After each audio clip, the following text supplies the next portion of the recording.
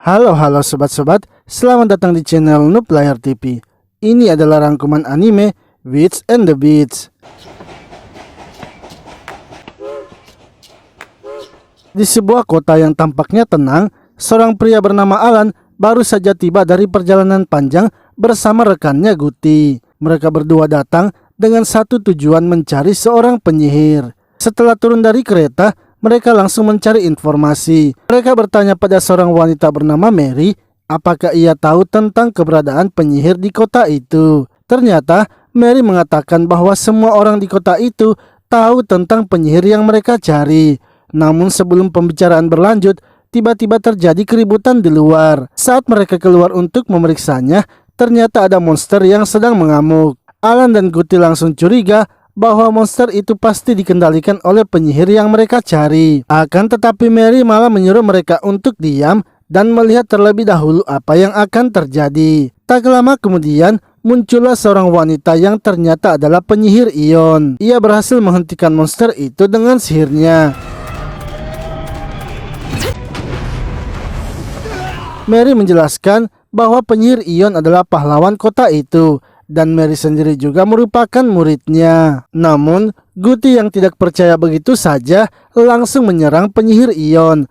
Untungnya Ion bisa menangkis serangan itu dan menangkap Guti dengan mudah. Alan segera datang untuk menghentikan keributan dan menjelaskan bahwa ini hanyalah kesalahpahaman. Ia meminta maaf dan berkata akan menemui penyihir Ion di lain waktu untuk bicara baik-baik. Sore harinya, Alan dan Guti pergi ke rumah penyihir Ion. Akan tetapi di sana mereka melihat beberapa wanita juga yang datang. Ketika Alan bertanya, mereka menjelaskan bahwa penyihir Ion memang mengundang mereka untuk perayaan. Mary lalu muncul dan menyuruh para wanita itu untuk masuk ke dalam.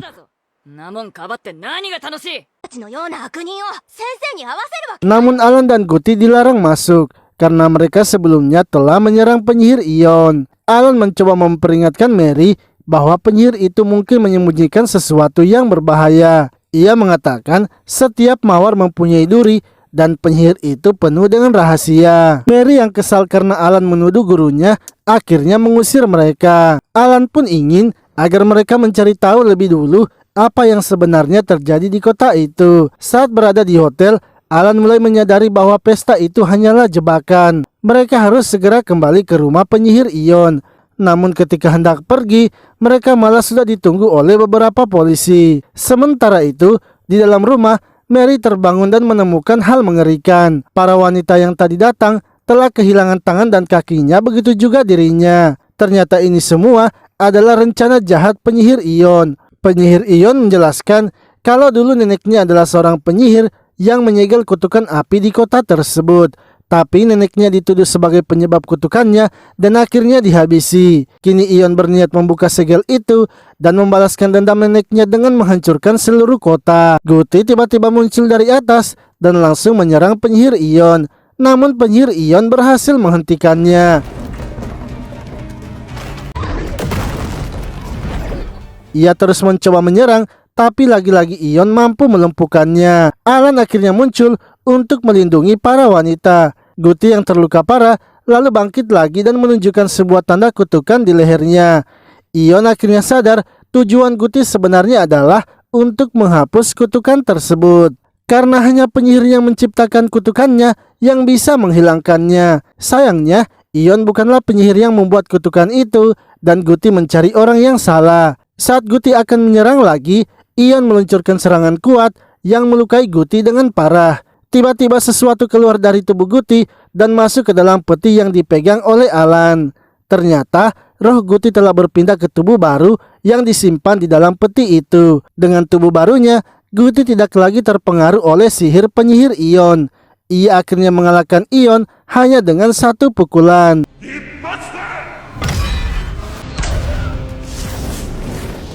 Mary dan para wanita lainnya berhasil dipulihkan kembali. Sementara itu, Alan dan Guti melanjutkan perjalanan mereka untuk mengejar penyihir lainnya. Penyihir Ion kini telah diserahkan ke organisasi mereka, yaitu Resonansi Sihir, sebuah organisasi yang melawan sihir dengan sihir. Beberapa hari setelah kejadian tersebut, Alan dan Guti mendapatkan misi baru dari organisasi Resonansi Sihir. Kali ini mereka diminta datang ke sebuah rumah bangsawan. Di sana seorang pelayan memberitahu bahwa tuannya adalah seorang kolektor barang sihir dan salah satu koleksinya telah kabur sehingga menyebabkan kekacauan. Tuannya ingin masalah ini diselesaikan dengan tenang tanpa ada keributan. Ternyata yang mereka harus tangkap adalah seekor binatang sihir yang sedang mengamuk. Namun Guti langsung menolak sebab ia tidak tertarik bila bukan penyihir, karena tujuannya bergabung ke organisasi hanyalah untuk melawan penyihir. Akhirnya Alan yang turun tangan sendiri dan berhasil menangkap binatang sihir itu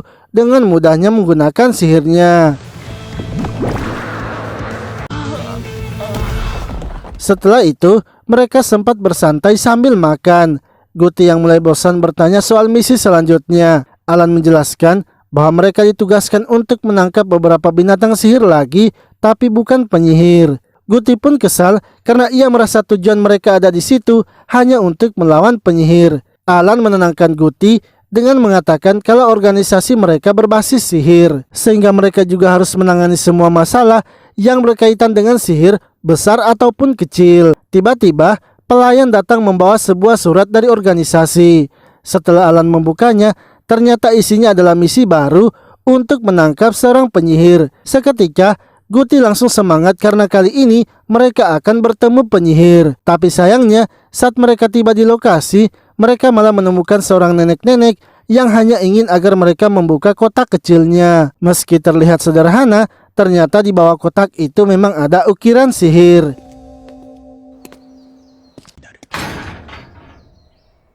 Setelah membantu, Guti pun marah besar. Ia merasa sudah dibohongi oleh Alan. Alan hanya tertawa dan mengatakan kalau ia merasa ditipu, anggap saja itu pengalaman dan ia sebaiknya belajar dari itu. Namun Guti tetap kesal dan bahkan mengancamnya jika kutukannya sudah terangkat dan organisasi sihir itu tidak berguna lagi, maka ia langsung akan menghabisinya. Alan dengan tenang mengatakan kalau ia akan selalu menantikannya. Keesokan harinya, saat sarapan di sebuah restoran, Alan menerima surat dengan amplop hitam yang merupakan tanda misi serius dari organisasi. Ia pun berkata kepada Guti, kali ini mereka benar-benar akan melawan penyihir. Dalam surat itu disebutkan bahwa di kota Hayden terjadi serangkaian pembunuhan misterius. Korban ditemukan dalam kondisi mengerikan dan tidak masuk akal. Diduga kuat ini semua adalah perbuatan penyihir. Alan pun menyuruh Guti segera bersiap sebab misi serius sudah menanti mereka. Sementara itu, di kota Hayden, dua orang polisi Han dan polisi penyihir bernama Keina sedang menuju TKP pembunuhan. Saat sampai di lokasi, mereka melihat kekacauan yang luar biasa. Beberapa mayat tergantung dan kondisi TKP tersebut sangat kacau. Keina menyimpulkan ini pasti perbuatan penyihir dan penyihir ini jelas sangat kuat dan juga gila. Han menyarankan agar Keina memasang pelindung sihir, tapi Keina masih ragu. Karena jika si penyihir bisa menerobos penghalang itu, ia akan kalah dan kehabisan energi. Penyihir di kota itu hanya ia seorang, sehingga ia tidak boleh asal mengambil resiko. Saat Hina hendak pulang ke kediamannya, ia malah bertemu dengan Alan dan Guti. Alan memperkenalkan dirinya sebagai anggota organisasi resonansi sihir dan mereka datang untuk membantunya. Keina lalu mengajak mereka mengobrol di sebuah kafe. Di dalam kafe itu, Keina mengatakan bahwa ia sedang memasang penghalang, jadi tidak ada yang bisa mendengar pembicaraan mereka. Ia ingin agar Alan bicara jujur karena penghalang itu bisa mendeteksi kebohongan. Akhirnya, Alan berkata dengan jujur kalau mereka datang untuk menghancurkan kutukan Guti dan satu-satunya cara adalah menemukan penyihir yang membuatnya.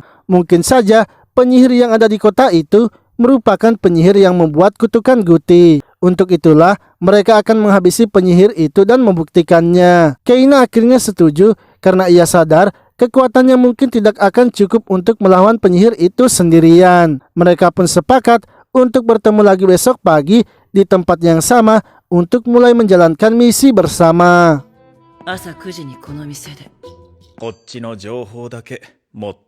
Keesokan harinya, Keina membawa Alan dan Guti ke sebuah toko buku tua. Menurut Keina, cara penyihir membunuh korbannya mirip dengan cerita yang ada di salah satu buku.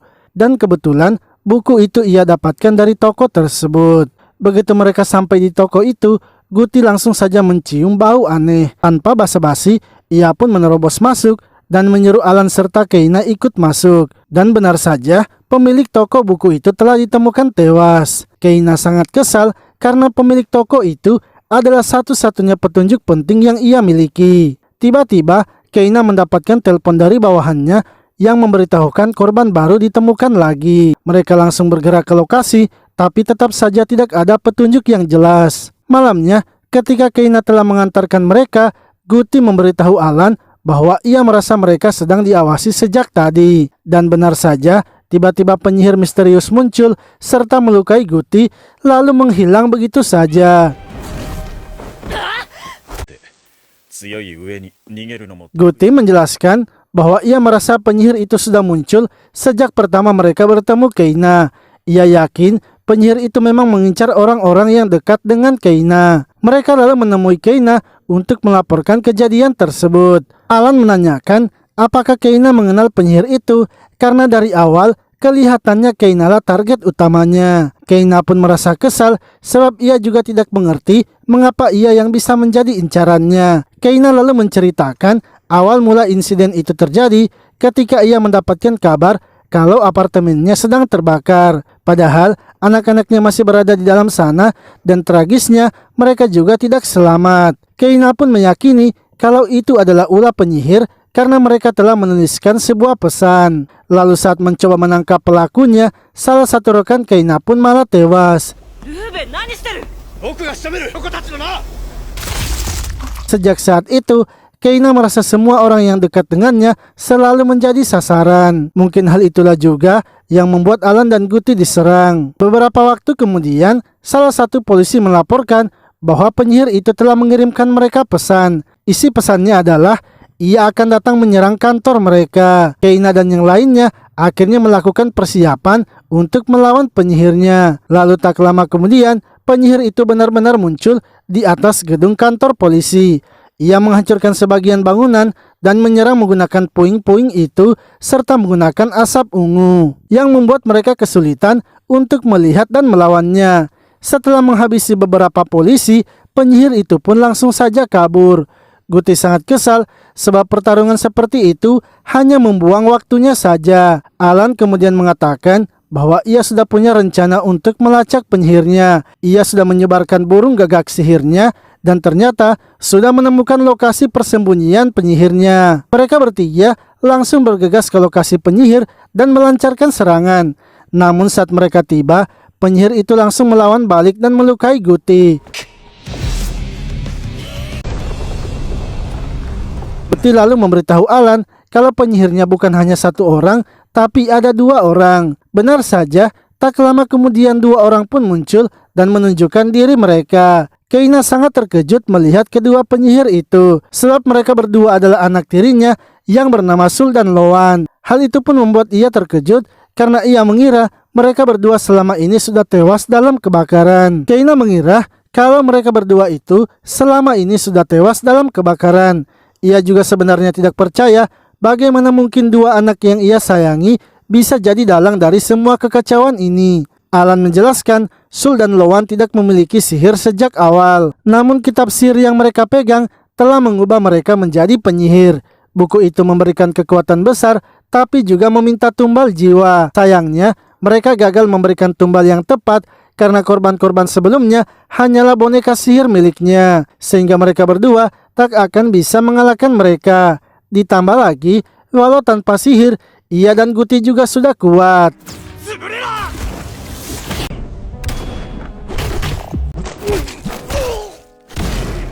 Setelah dikalahkan, Sul dan Loan mengakui bahwa mereka sebenarnya menyayangi Keina. Tapi karena rasa cinta itulah, mereka tidak ingin ada orang lain yang dekat dengan Keina. Keina pun dengan berat hati mengatakan ia memang menyayangi mereka juga. Tapi yang mereka lakukan itu sudah melampaui batasnya dan ia kini akan mengakhiri mereka berdua. Setelah kejadian itu, publik akhirnya tahu bahwa pelaku pembunuhan berantai di kota Hayden adalah dua remaja bersaudara. Sementara Alan dan Guti kembali melanjutkan perjalanan mereka dengan membawa kitab sihirnya. Lalu, Beberapa hari setelah misi terakhir mereka, Alan dan Guti kini berada di kota lain lagi. Mereka baru saja menyelesaikan misi ringan hingga tiba-tiba muncul seseorang yang mengamuk di jalanan. Guti langsung sigap dan berhasil menghentikan orang itu.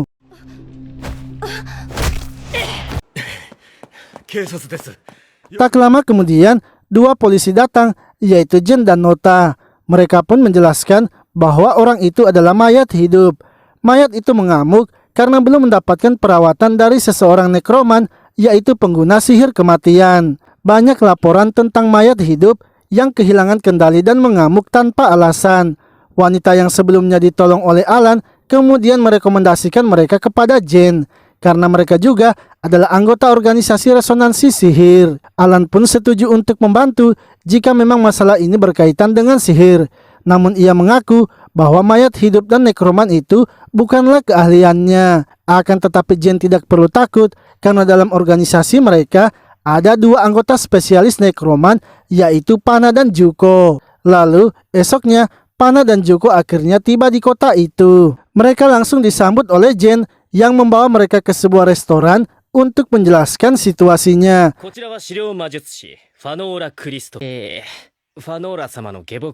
Ia mengatakan selama 2 bulan terakhir ini kasus mayat hidup yang kehilangan kendali semakin meningkat, dan semua mayat itu belum pernah menerima perawatan dari nekroman, yang artinya mereka hanya dibiarkan hidup begitu saja. Juko pun mempertanyakan mengapa mereka tidak mencari siapa yang membangkitkan mayatnya. Jen mengatakan kalau semua mayat yang muncul mereka sudah menyelidikinya dan semuanya sama sekali tidak terdata dalam nekroman manapun. Pana pun menyimpulkan bahwa pelakunya kemungkinan adalah nekroman ilegal, orang yang membangkitkan mayat tanpa izin lalu melepaskannya begitu saja. Jen lalu memberitahu mereka kalau teman mereka yang sebelumnya sudah menyuruhnya untuk menyiapkan data-data mengenai mayat hidupnya. Pana pun senang karena ia kini hanya tinggal mencari pelakunya saja. Mereka kemudian pergi ke sebuah gereja tua sambil membawa lentera sihir. Pana menjelaskan bahwa lentera itu bisa memancarkan cahaya yang sangat terang bagi makhluk sihir, terkhususnya mayat hidup. Cahaya itu akan menarik mereka seperti serangga ke lampu. Benar saja, tak lama kemudian puluhan mayat hidup muncul dari segala arah. Jumlahnya jauh lebih banyak dari perkiraan mereka, yang berarti banyak mayat yang dibangkitkan secara ilegal. Untuk menguji kekuatan dan arah datangnya mereka, Pana memindahkan cahaya lentera ke tubuh Juko dan para mayat pun langsung menyerangnya. Sementara Juko bertarung, Pana mulai menganalisis situasi. Ia menyimpulkan bahwa semua mayat itu kemungkinan berasal dari satu tempat karena mereka datang dalam waktu yang bersamaan. Selain itu, lenteranya telah menyala selama 40 menit, jadi kemungkinan tempat asal mereka tidak jauh dari kota. Setelah pertarungan selesai, Pana mendekati mayat-mayat itu dan menyadari bahwa mereka dibangkitkan tanpa niat untuk dihidupkan sepenuhnya, sebab beberapa bagian tubuh mayat itu masih rusak dan tidak lengkap. Tiba-tiba, salah satu mayat hidup memegang tangan Pana sehingga mengejutkan semuanya. Juko segera menghabisinya, tapi Pana memberitahu mereka kalau mereka sepertinya sedang diawasi. Mereka bertiga lalu mengikuti jejak kaki mayat hidup dan sampai di sebuah rumah tua di pinggiran kota. Saat Juko mencoba memeriksa tempat itu, ia justru diserang oleh mayat hidup penjaga rumahnya.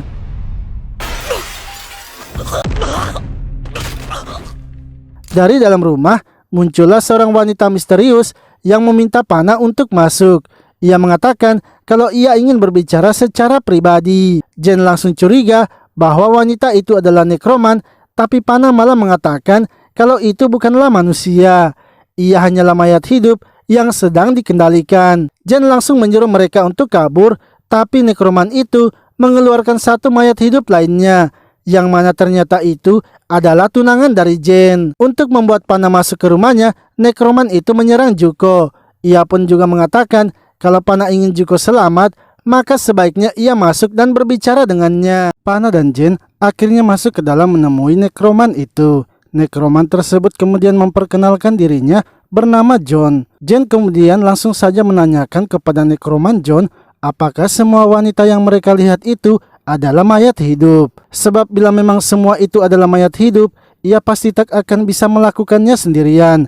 Karena yang ia tahu untuk menghidupkan mayat hidup membutuhkan energi sihir yang banyak, dan itu tidak mungkin bisa dilakukan oleh nekroman seorang diri. Pana malah menjawab pertanyaan dari Jen dan mengatakan kalau itu tidaklah mustahil, karena untuk membuat mereka seperti manusia hidup dan menjaganya melalui perawatan, itulah yang membutuhkan banyak energi sihir. Sementara John hanya menghidupkan mereka saja dan tidak merawatnya. Dan juga, walaupun para wanita itu terlihat hidup, tapi mereka sebenarnya kosong. Para nekroman sebenarnya sering melakukan hal seperti ini. Mereka membangkitkan mayat hidup seadanya hanya untuk memanfaatkan mereka. Mereka tidak mencoba membangun ulang organ dalam atau inderanya.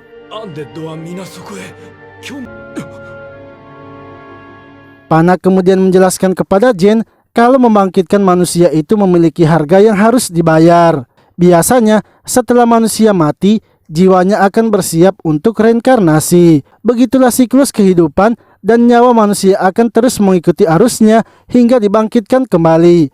Akan tetapi, nekroman menarik nyawa manusia dari siklus itu dengan secara paksa. Setelah nekroman mati atau menghilang, maka nyawa mayat hidup itu tak bisa kembali ke siklus putaran kehidupan. Jiwa mereka akan terus bergentayangan di tempat yang kosong selamanya. Jadi semua mayat hidup yang dibangkitkan John, cepat atau lambat jiwanya akan pergi ke tempat itu. Jen lalu menanyakan apa alasan dari John melakukan ini semua. John menjelaskan kalau ia melakukan ini semuanya hanya ingin menciptakan keindahan. Ia akan memberikan kecantikan pada wanita yang belum memiliki keindahan. Pana yang mendengarnya merasa kecewa sebab ternyata alasan John hanyalah alasan sepele. Padahal ia berpikir ada sesuatu yang menarik, makanya ia mau menerima undangannya untuk masuk. John mengatakan kalau ia sangat menyukai kecantikan Pana. Untuk itu ia akan menangkapnya dan membangkitkannya juga. Lalu ketika John menyuruh para gadis itu untuk menangkap Pana, dengan mudahnya Pana menghabisi mereka.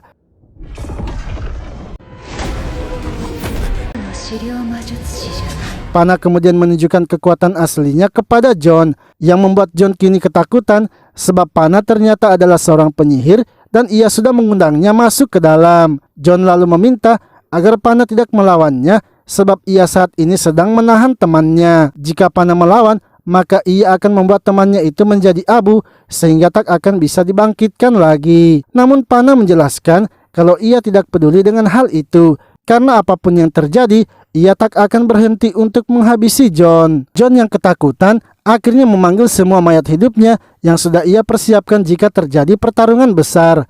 Pana mengatakan walau John memiliki banyak mayat hidup, tapi itu semua hanyalah kosong. Pana akhirnya menunjukkan para bawahannya yang sudah ia hidupkan dan memilih setia kepadanya. Ia pun menyuruh mereka untuk menghabisi semua yang ada di ruangan itu terkecuali Jen. Dengan cepat, para bawahnya itu langsung saja menghabisi semuanya.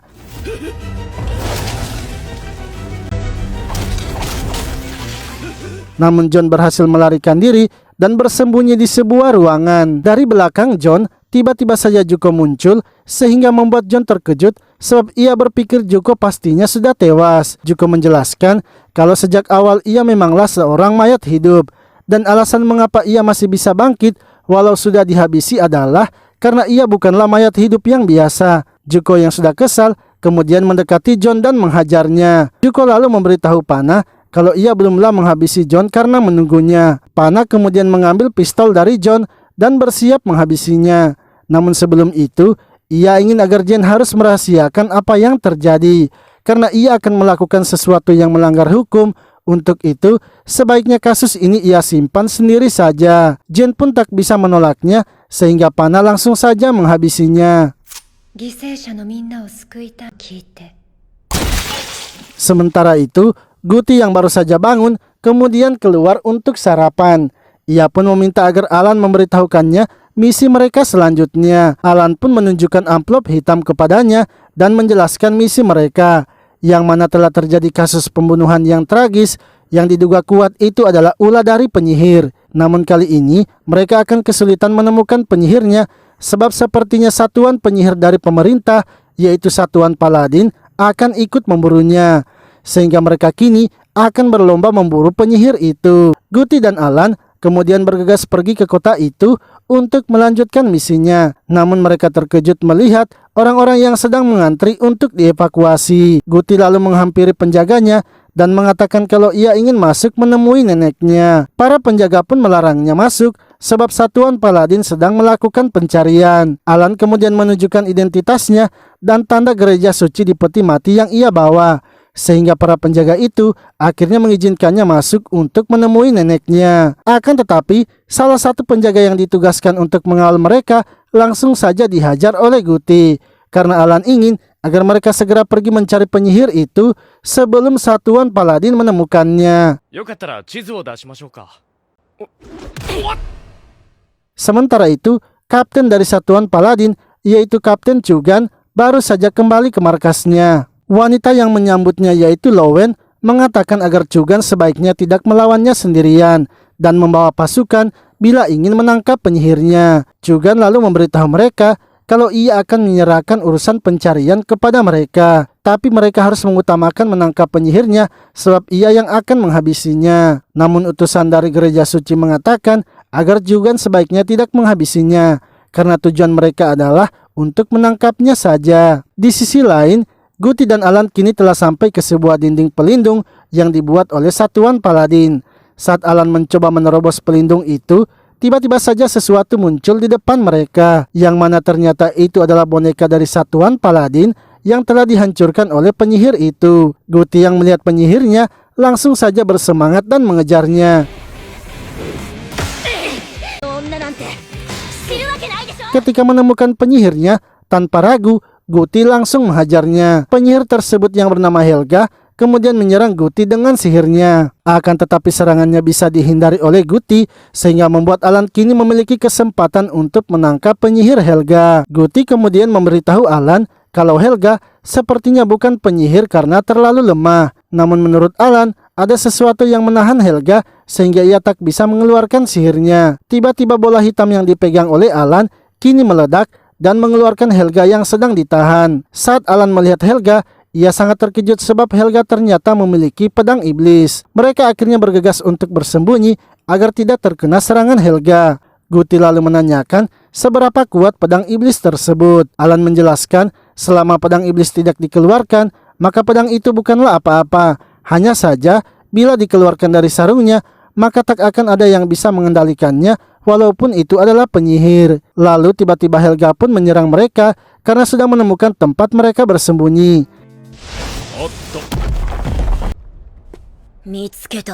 Alan kemudian meminta agar Helga tidak menyerang mereka sebab ia sebenarnya ingin membantunya melarikan diri dari satuan Paladin. Ia bukanlah musuhnya dan tujuannya hanya untuk melindunginya. Pedang iblis itu lalu berbicara dan memberitahu Helga untuk mengikuti mereka saja, karena sekarang ia juga dalam keadaan yang genting. Alan pun terkejut karena melihat pedang iblis yang bisa berbicara.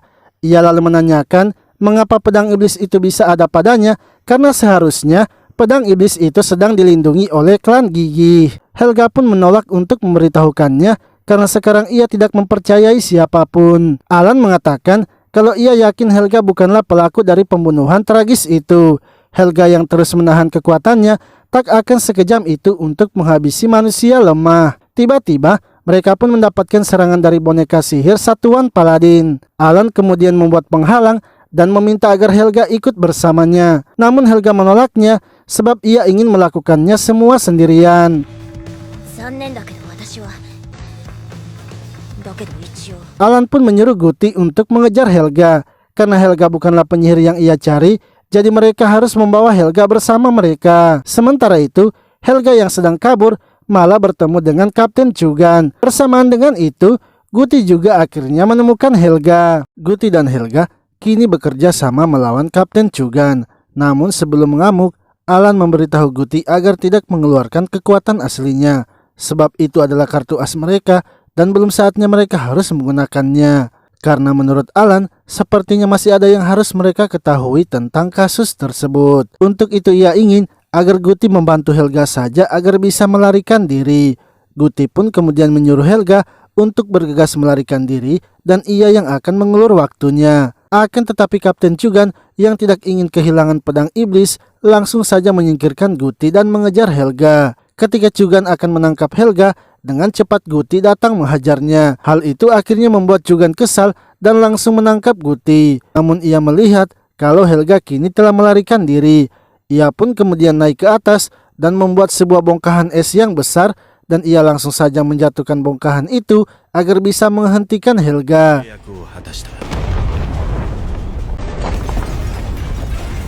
Helga pun terluka akibat serangan itu, dan pedang iblisnya kini tak ada lagi kepadanya. Chugan lalu mencoba mengambil pedang itu, tapi lagi-lagi Guti datang menghajarnya dan mengambil pedangnya. Dari belakang, Lowen kini muncul untuk membantu Kapten Chugan. Mereka berdua kemudian bekerja sama untuk mengambil pedangnya.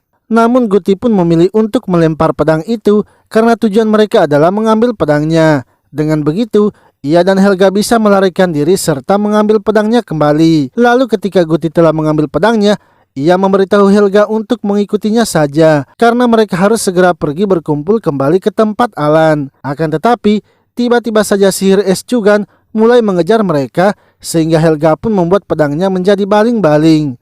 Dengan begitu, mereka bisa terbang dan melarikan diri. Namun saat berada di udara, mereka malah tak bisa lari lagi sebab mereka kini mendapatkan serangan badai es yang sangat besar.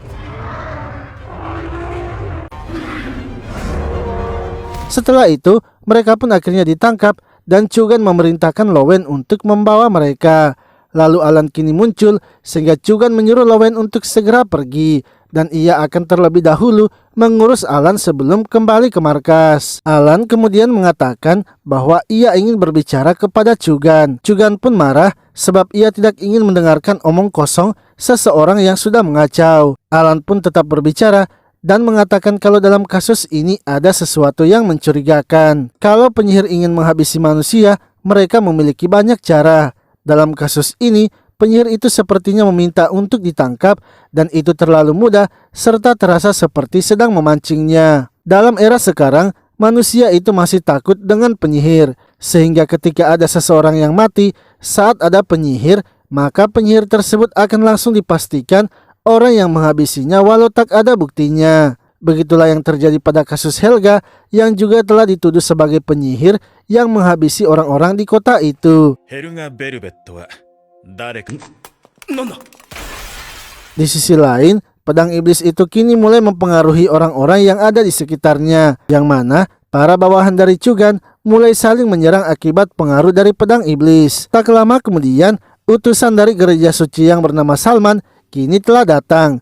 Ia pun mulai mempengaruhi para bawahan Chugan agar mengikuti perintahnya dan menyerang para bawahan Chugan yang lainnya. Sementara itu, Alan memberitahu Chugan bahwa berdasarkan pengalamannya, ia sebenarnya tahu siapa dalang di balik semua ini. Dalangnya adalah spesialis pembunuh dari gereja suci yang dijuluki sebagai Sang Algojo. Lalu, Chugan pun mencoba menghubungi markasnya untuk mendapatkan informasi. Akan tetapi, ia sama sekali tidak bisa menghubungi orang-orangnya. Hingga tiba-tiba ia mendapatkan serangan yang ternyata itu adalah Lowen. Lowen yang sudah mengetahui kelemahan dari Chugan, yaitu elemen api, kini mulai memojokkannya.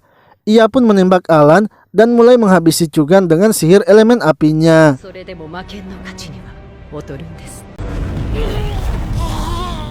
Sementara itu, Guti yang berada di markas bersiap melawan Salman Sang Algojo. Namun, ia langsung saja dikalahkan oleh boneka sihir dari wakil kapten. Melihat Guti yang sedang disiksa, akhirnya membuat Helga keluar dari persembunyiannya. Pedang iblis itu pun lalu mengatakan agar Helga segera mengeluarkannya saja.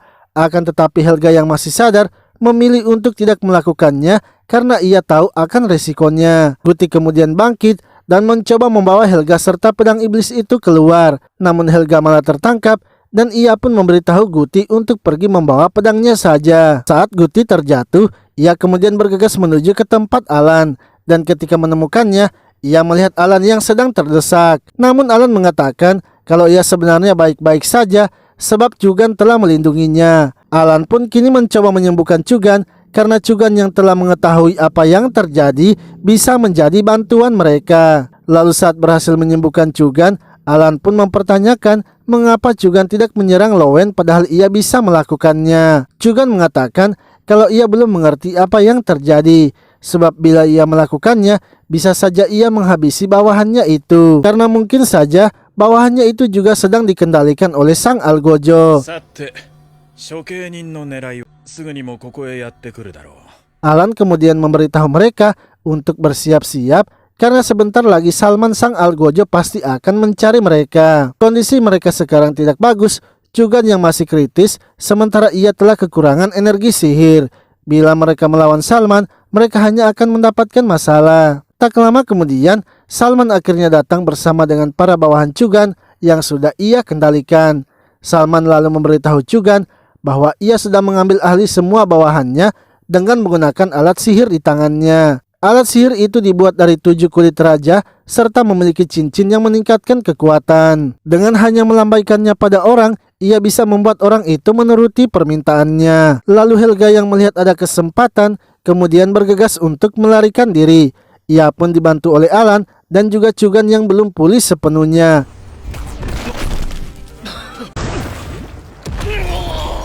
Alan pun ingin agar Guti membawa pergi Helga bersamanya dan ia akan berusaha menahan Salman. Namun ketika akan pergi, Helga malah menyerang mereka semua.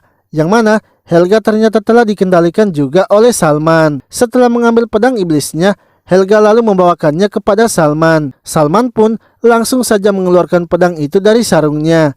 Akan tetapi tidak ada yang terjadi sehingga membuat Chugan dan Alan terkejut. Yang mana Salman menjelaskan kalau memang dengan hanya membukanya tidak akan terjadi apa-apa. Dan jika ingin mengeluarkan iblisnya, maka mereka membutuhkan jantung dari penyihir yang menjaganya. Chugan pun langsung saja menusuk Helga sehingga ia kini berhasil mengeluarkan iblisnya. Saat iblisnya keluar, ia langsung membelah markas satuan Paladin, bahkan penghalang yang dibuat oleh Chagun.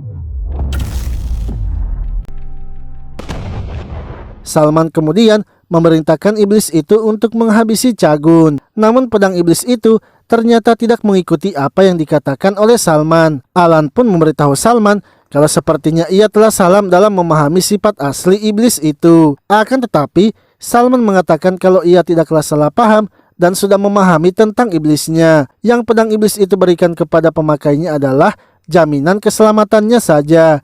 Orang yang mengeluarkannya merupakan orang yang tidak akan diserang. Namun meski seperti itu, ia memiliki tangan iblis untuk membuat pedang iblis menjadi pelayannya. Instrumennya itu bahkan bisa mengendalikan pikiran penyihir.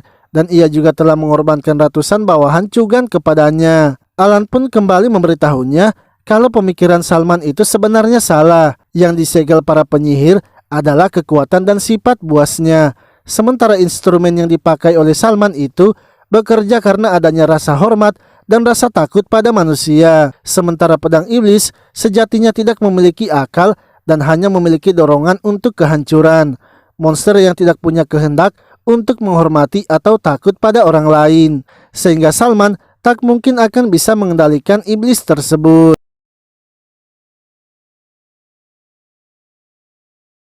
Salman merasa sepertinya bukan karena kendali pikirannya yang tidak bekerja. Kemungkinan karena ia kurang dalam memberikannya tumbal. Tiba-tiba Lowen pun datang mengeluh kepada Salman karena Salman ternyata tidak bisa mengendalikan iblisnya. Padahal tujuannya bekerja sama dengannya adalah karena Salman mengatakan pasti bisa mengendalikannya. Salman yang kesal kemudian mengendalikan Lowen dan menjadikannya juga tumbal. Ia pun kini berniat membawakan banyak tumbal lagi kepada pedang iblis, yang mana ia ingin membawa para warga yang sedang dievakuasi. Sementara itu, Helga yang sudah sadar mengatakan agar Alan sebaiknya pergi, karena pedang iblis itu sebenarnya sangat membenci klannya dan pasti akan menghabisinya. Namun Alan mengatakan kalau Helga tidak perlu khawatir dengan mereka, karena sekarang ia akan menggunakan kartu asnya. Ia pun menyuruh Guti untuk bersiap karena sekarang semua kartu sudah keluar. Chugan terkejut karena melihat ada sebuah bayangan hitam pekat di belakangnya, yang mana ternyata itu adalah Guti yang kini masuk ke tubuh aslinya. Guti kemudian keluar dari peti dan mulai berjalan mendekati pedang iblisnya. Sementara itu, Chugan merasakan sesuatu yang sedang berjalan di balik temboknya. Ia tahu kalau yang datang itu sesuatu yang mengerikan karena bisa membuat pedang iblis sampai terdiam. Di sisi lain, Salman yang sedang mencari para warga merasakan ada sesuatu yang aneh dengan tangannya. Ia pun berpikir kalau sepertinya telah terjadi sesuatu dengan pedang iblis. Lalu, Guti kini menghancurkan tembok es Chugan dan bertemu dengan pedang iblis. Sebelum Guti maju, Alan memberitahunya agar tidak menggunakan tangan kanannya. Untuk mengalahkannya, cukup dengan tangan kirinya saja. Helga pun memberitahu Alan agar tidak melawan pedang iblisnya, sebab para penyihir itu sengaja menyegelnya karena pedang iblis benar-benar bisa menghancurkan dunia. Kalau ia mau, ia bisa saja memotong apapun yang ada di dunia ini. Namun Alan mengatakan kalau ia memang tahu pedang iblis itu memiliki kekuatan yang besar. Hanya saja Helga juga harus tahu bahwa makhluk yang kuat seperti itu bukan hanya pedang iblis saja, tapi masih banyak makhluk lain yang juga sama kuat dengannya. Guti pun langsung saja menahan serangan yang dilancarkan oleh pedang iblis. Pedang iblis pun terus menyerangnya, tapi Guti dengan mudahnya menahan serangan itu. Chugan pun ikut membantu dengan membuat bongkahan es yang besar. Akan tetapi serangannya itu masih bisa dibelah oleh pedang iblis, sehingga Guti akhirnya mengambil bongkahan itu dan melemparkannya pada pedang iblis. Chugan kemudian membuat badai es untuk memojokkan pedang iblisnya. Namun ketika badai itu akan menangkapnya, pedang iblis langsung saja menghancurkannya. Bahkan serangannya itu berhasil membuat Guti terluka. Pedang iblis kini mulai berubah ke bentuk sempurnanya, dan ketika ia maju menyerang Guti, kini giliran Guti yang menunjukkan kekuatannya. Ia pun menahan serangan pedang iblis itu dan menangkap tangannya. Pedang iblis kini tak bisa melarikan diri lagi, dan Guti tanpa ragu langsung menghajarnya.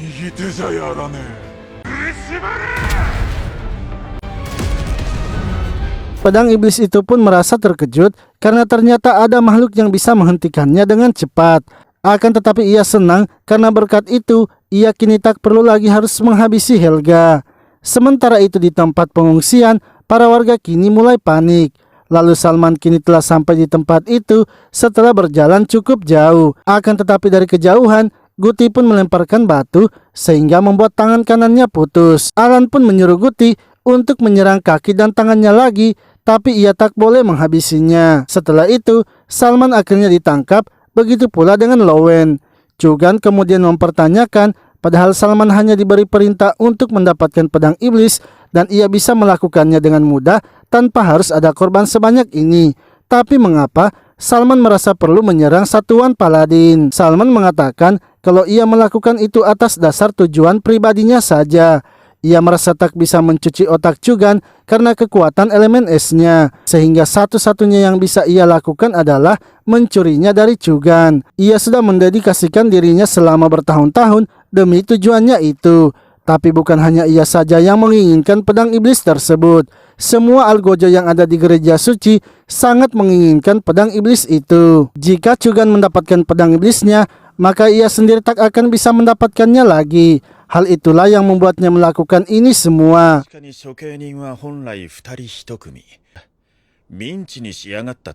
Alan pun memberitahu Chugan untuk tidak perlu menanyakan sesuatu lagi, karena menurutnya Salman telah diberi sihir untuk tidak mengatakan sesuatu yang penting. Sekarang satu-satunya cara untuk memanfaatkan Salman adalah membuatnya bertanggung jawab atas kerusakan besar ini. Chugan tinggal mengatakan kepada publik kalau mereka lah pelaku dari kekacauan yang terjadi. Tapi Chugan juga tidak perlu membiarkan mereka untuk hidup. Lowen pun meminta agar Chugan memaafkannya, sebab selama ini ia hanya dimanfaatkan oleh Salman. Chugan yang kesal mendengar omongan mereka langsung saja membungkamnya. Ia pun memberitahu Alan kalau ia akan membawa mereka untuk diadili. Setelah itu, Alan mendekati Helga dan mengajaknya untuk bergabung di organisasinya. Karena dengan begitu, ia akan bisa melindunginya dan pedang iblisnya juga itu mungkin saja masih bisa diperbaiki. Helga pun setuju untuk bergabung dan Alan kemudian langsung membawanya ke markas organisasi resonansi sihir. Helga menanyakan mengapa markas organisasinya sangat kecil. Alan menjelaskan kalau organisasinya itu tidak memiliki gedung yang tetap. Setiap mereka masuk ke dalam, mereka hanya akan melihat lorong-lorong. Lalu ketika akan masuk ke dalam, Alan menyuruh Guti untuk menunggu mereka selagi ia mengantar Helga. Helga pun mempertanyakan mengapa Alan tidak mengajak Guti masuk ke dalam. Alan menjelaskan kalau ia sebenarnya sebelumnya menawarkan kontrak kepada Guti agar ia tidak mengatakan rahasia apapun ketika masuk ke dalam. Namun Guti menolaknya dan memilih untuk tidak masuk ke dalam saja. Sementara itu, Guti yang sedang berada di luar tiba-tiba mendengar beberapa anak yang mengatakan kalau mereka melihat ada penyihir. Guti pun langsung menghampiri mereka dan menanyakan di mana keberadaan penyihir itu. Anak-anak tersebut kemudian membawa Guti ke sebuah rumah. Saat akan masuk ke dalam, tiba-tiba seseorang keluar menegur mereka. Salah satu kaki dari Guti kemudian tak bisa bergerak sehingga peliharaan orang itu menyerangnya.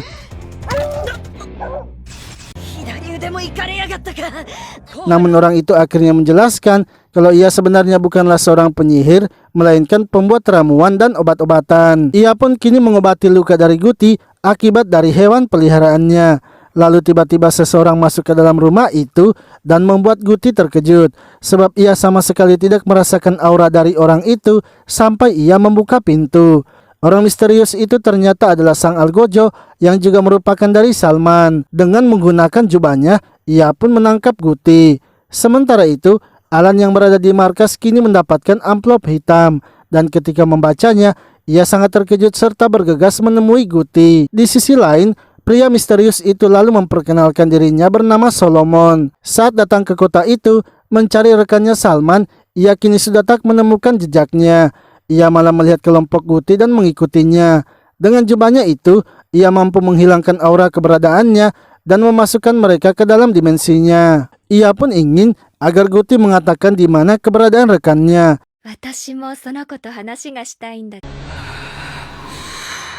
Namun tiba-tiba seorang wanita pun muncul dan mengatakan kalau ia juga ingin berbicara dengan Guti. Seketika, Guti langsung senang karena melihat wanita itu, yang mana wanita tersebut adalah Angela, penyihir yang telah mengutuk Guti. Solomon sangat terkejut melihat mereka bisa bergerak di dalam dimensi yang ia buat.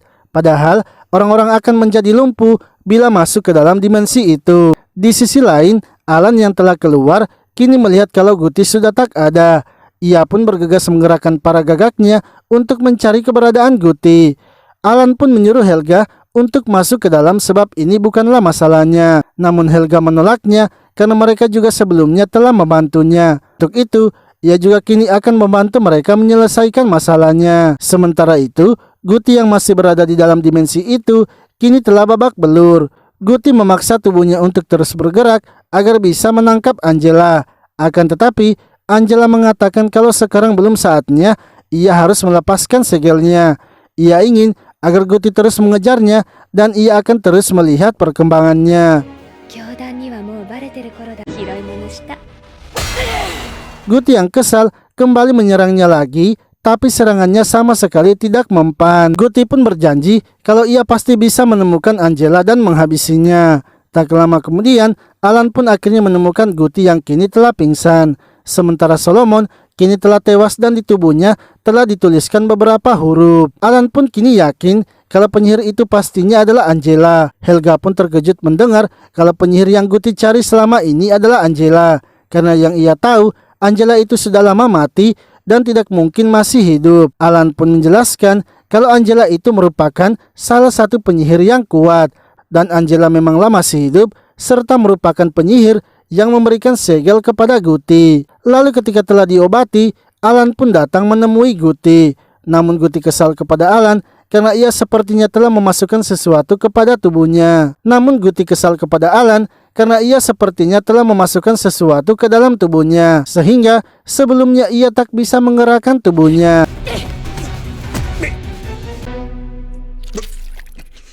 Alan pun menjelaskan kalau ia sebenarnya tidak sedang merencanakan apapun. Ia tidak meminta Guti untuk mempercayainya, tapi ia ingin agar Guti bisa memahaminya. Guti yang melukai Alan membuatnya mengingat kejadian saat pertama kali mereka bertemu, yang manakala itu Alan pergi ke sebuah kota untuk menjalankan misi. Tempat itu telah terjadi kasus pembunuhan hewan ternak yang tidak masuk akal, yang membuat orang-orang berpikir kalau penyihirlah yang melakukan hal itu. Para warga pun menuduh kalau pelakunya adalah Palen, salah satu anak yang bisa menggunakan sihir. Pemilik ternak itu pun marah dan meminta agar Palen mengaku saja, sebab ia yakin Palen saja yang bisa melakukan hal gila seperti itu.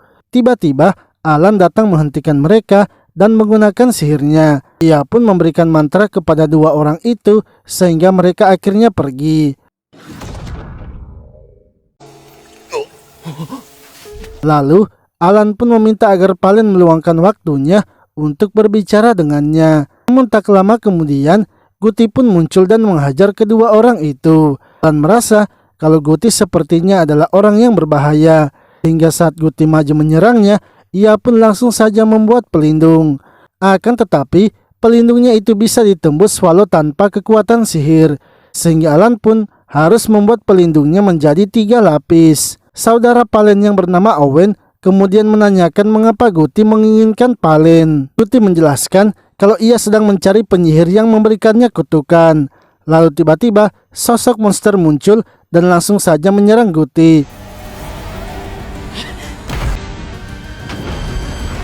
Orang-orang yang melihat monster itu berpikir kalau monster itu dikeluarkan oleh Palen, sehingga mereka semakin yakin kalau Palen adalah penyihir yang menghabisi hewan ternak. Ketika Guti sadar, ia kini telah berada di rumah Palen dengan kondisi terikat.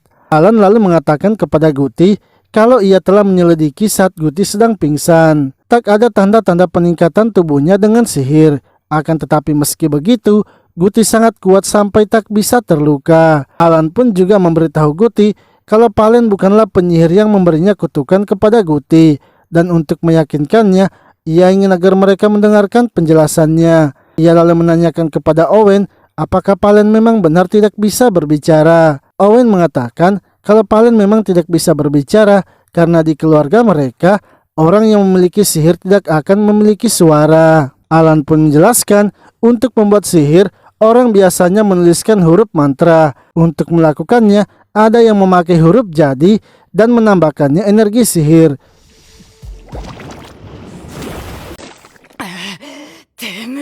Tapi ada sebuah pengecualian dan ia merasa kalau leluhur mereka adalah penyebabnya. Seorang penyihir mistik bernama Luna memakai mantra dengan mengucapkannya. Namun karena Palen tidak memakai suaranya, sehingga ia tak bisa menggunakan sihirnya. Hal itulah yang meyakinkannya kalau Palen bukanlah orang yang mengutuk Guti. Akan tetapi Guti mengatakan kalau perbedaan keturunan itu tidak akan mengubah apapun, karena penyihir yang mengutuknya bisa menguasai tubuh orang lain. Kalau memang Palen tidak bisa menggunakan sihir, lalu makhluk apa yang sebelumnya menyerangnya? Alan pun menjelaskan kalau itulah yang menjadi masalahnya sekarang. Ia yakin ada seseorang yang membuat Palen agar terlihat bisa menggunakan sihir. Ia lalu menanyakan apakah ada penyihir lain di tempat itu. Owen pun mengatakan kalau di desa mereka hanya Palen saja yang bisa menggunakan sihir. Alan kemudian memberitahu mereka kalau sekarang posisi Palen sedang terjepit. Ia sedang dipantau oleh Guti, adanya pengguna sihir misterius dan orang-orang di desa juga.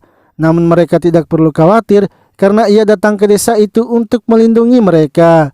Ia pun memberitahukan kalau ia berasal dari organisasi resonansi sihir yang mengurus sihir dengan sihir.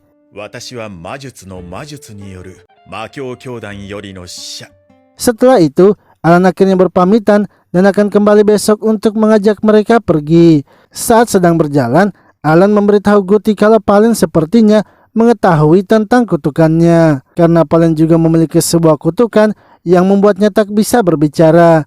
Dengan kata lain, ada penyihir yang sengaja menyegel kekuatannya sebab penyihir mistik yang hanya memakai suara itu sangatlah kuat. Lalu mereka pun melihat ada kekacauan yang terjadi dan Klein, salah satu anak yang berteman dengan Palen, mengatakan kalau monster itu muncul lagi dan menyerang kepala desa. Serta telah muncul seseorang yang memakai topeng dan pergi menuju ke rumah Palen. Alan pun kini menyadari kalau orang itu pastinya adalah sang Algojo. Ia kemudian bergegas pergi ke rumah Palen hingga tiba-tiba ia lalu berbalik dan menembak Klein. Ia kini menyadari kalau Klein adalah yang memanggil monster itu dan merupakan rekan dari sang Algojo.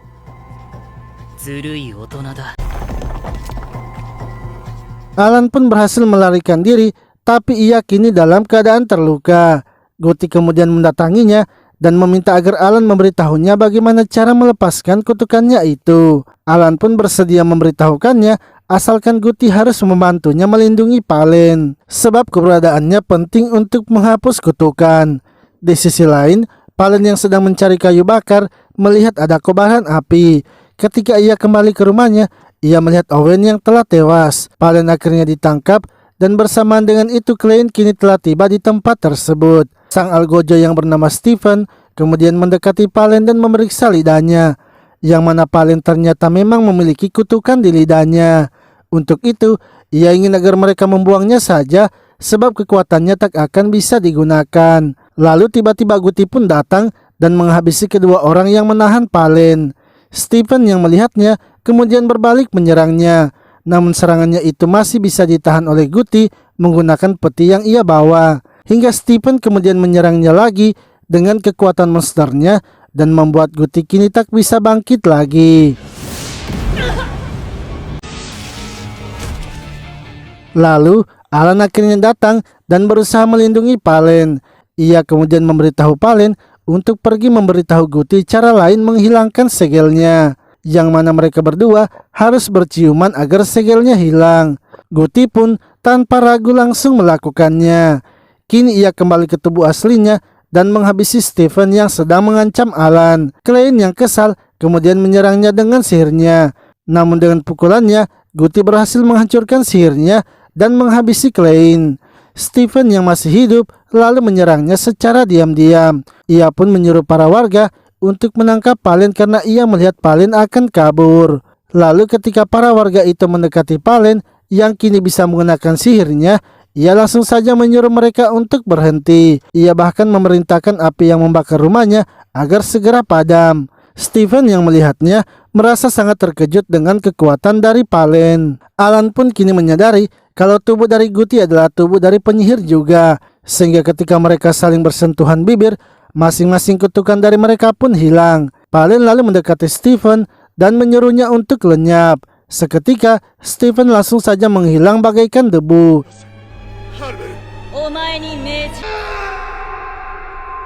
Esoknya Owen kini telah sehat karena diselamatkan oleh penyihir Palen.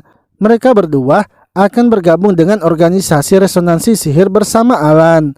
Lalu Alan pun menanyakan apakah Guti mau juga bergabung dengan organisasinya, sebab cara yang ia sampaikan untuk menghilangkan kutukan itu hanyalah sementara, sehingga satu-satunya cara untuk menghilangkan kutukannya ia harus menangkap penyihirnya. Jika Guti bergabung dengan organisasinya, maka ia akan cepat menemukan penyihir itu, karena organisasinya memiliki jaringan yang luas yang nantinya bisa memberikan informasi tentang penyihirnya. Kembali di masa sekarang, Alan pun telah selesai mengobati lukanya. Ia pun memberitahu Guti kalau masih ada hal penting yang harus ia ketahui. Setelah itu, mereka akhirnya kembali ke markas untuk melakukan persiapan. Dalam perjalanan, Alan menjelaskan kalau di dunia mereka saat ini terdapat 8 benua. Gereja Suci yang merupakan organisasi paling kuat memiliki markas di benua pertama. Benua yang jauh dengan markas Gereja Suci, maka semakin sedikit adanya budaya sihir.